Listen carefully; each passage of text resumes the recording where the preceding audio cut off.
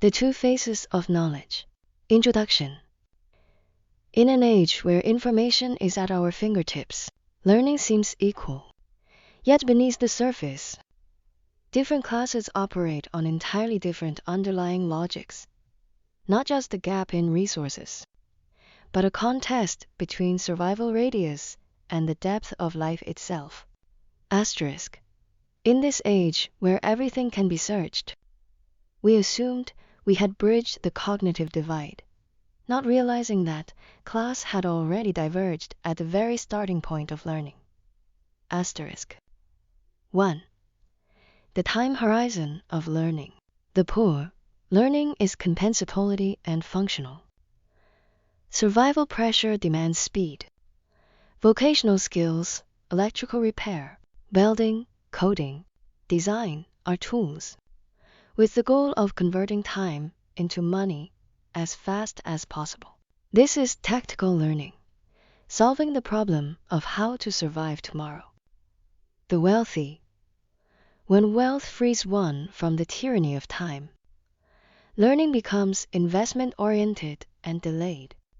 They can spend 3 years studying art history, 5 years on philosophy and political economy. These may have no near-term monetary value, but they construct an underlying logic. This is strategic learning, solving the problem of where to go in the future. 2. The misalignment of technique and principle. The lower class learns technique. The middle class learns management. The upper class learns philosophy. Technique. The poor learn to become better functioning cogs in society's great machine. Mastering circuits or code makes you an indispensable, high-value component. Principle. The wealthy learn to design or drive the machine. When they no longer need to operate it themselves, they must understand the laws of human nature, the logic of social systems, and the balance of the self. 3. The hedging mechanism of the inner world. Wealth fills material desires, but it also breeds emptiness. The desire trap. Many nouveau riches, lacking cultural depth, fall into sensory indulgence after acquiring wealth. At its core, this is a poverty of the spirit, unable to sustain the abundance of matter. Learning as sedative. Truly mature wealthy circles treat the study of philosophy, history, and religion as a defensive line, a counterweight to greed, and a source of identity at the lonely heights of success. Here, learning is no longer a means to acquire wealth, but a moat to protect both wealth and the mind. The boundary of rights. Education as a universal floor. This class divide is also embedded in institutional design. In the United States, even children of undocumented immigrants have the right to a public education from kindergarten through high school. The Supreme Court's logic in Plyler v. Doe was pragmatic. Denying children education is not just punishment to the individual, it damages society as a whole. Legal basis. Plyler v. Doe 1982. Constitutional protection. The court ruled that under the Equal Protection Clause of the 14th Amendment, states cannot deny public education based on immigration status. Non-punishment of children. Children should not bear responsibility for their parents' illegal entry. Denying education would create a permanent underclass lacking basic skills, harming the national interest. What schools can and cannot do. Schools cannot ask about immigration status at enrollment. Require a social security number as a condition of enrollment. Deny enrollment due to lack of legal residency documentation. Report student status to immigration authorities ICE. Schools can require proof of residency within the school district. Utility bills. Lease agreements. Require vaccination records and age verification e.g., birth certificate, regardless of nationality. This reflects a social consensus. Technical education is a basic human right, ensuring that, regardless of origin, every individual can access the minimum cost tools needed to find a place in society's machine. So what happens when the poor study both survival skills and philosophy? In worldly terms, a poor person studying philosophy is often seen as disaster or pointless luxury. But from the standpoint of life itself, the outcome tends toward one of two extremes. Negative outcome, the agony of awakening spiritual reality rupture. Philosophy can be a double-edged sword for someone in poverty. Lucid suffering. Philosophy reveals the underlying logic of society exploitation, injustice, class rigidity.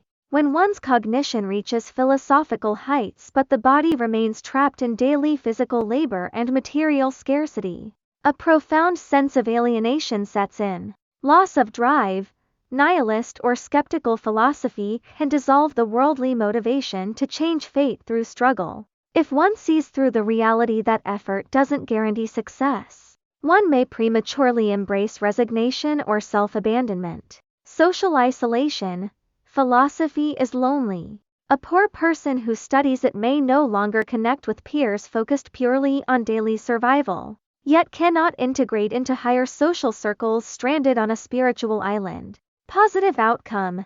Spiritual liberation, achieving inner absolute freedom. This is philosophy's greatest gift to the poor. If a poor person truly internalizes philosophy, especially Stoicism or existentialism, they may gain. Dissolving the sense of lack. Philosophy teaches one to distinguish between want and need. When a person is no longer mentally enslaved by material desire, poverty's capacity to humiliate them drops dramatically.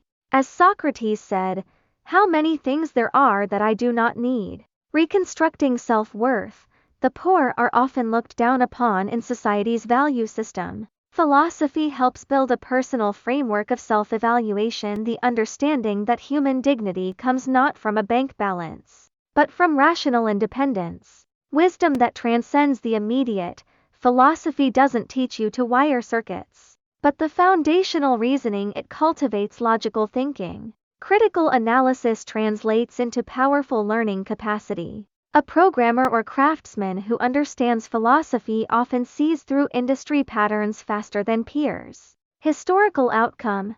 Becoming the spark. Throughout history, many bottom-up revolutions and intellectual movements were ignited by poor people who had read philosophy, or philosophers who had descended into the lower strata. When the poor master philosophy, they are no longer merely labor, they become awakened individuals. This result may not convert immediately into money, but it changes a family's intergenerational cognition. A poor father who understands philosophy may not be able to afford a house in a good school district, but he can pass on a quiet dignity and a penetrating view of the world, often the invisible ladder out of poverty across generations. Summary: studying philosophy while poor is, materially, likely a short-term subtraction, time spent not earning.